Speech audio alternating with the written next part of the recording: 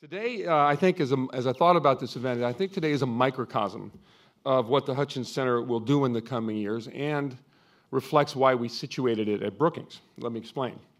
First, this event, like the center, was conceived and produced by my partners in this undertaking, Ted Gayer. There's a joke in there about Ted and David's glorious adventure somewhere. We'll leave that for a later time.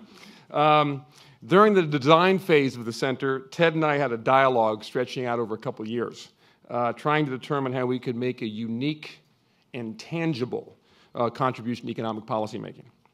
We concluded that there was a surprising gap among think tanks in the monetary policy area.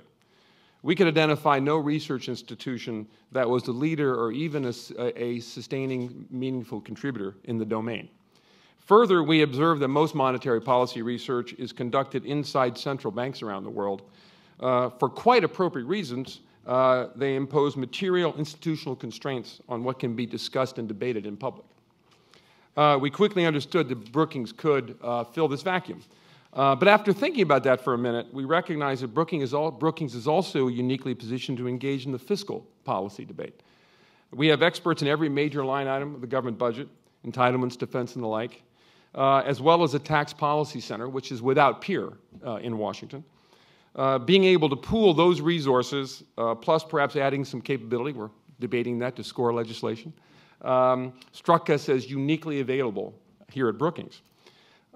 We concluded that having an authoritative, I'm going to come back to some of these points in just a minute, nonpartisan and independent voice in the fiscal debate was a real opportunity and our calling. And once we started to think on this track, it became plain as day to us that the interaction between fiscal and monetary policy is powerful, as we all know and have experienced in recent years. And with the resources we have assembled here, understanding that that interaction is the logical and third vital role that we can play. And then we struck the mother lode. After Ted and I had charted a rough course for the center, we began to test our hypothesis with subject matter experts, including many of you here today. One of the first people I approached was the widely recognized leader in the world of economics commentary, the legendary David Wessel.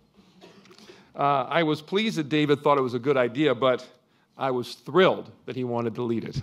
I felt like I had struck gold. By the way, as I was writing this today, I thought I might ask some of you economists here today finally to explain to me why gold is so valuable, but that's a different point.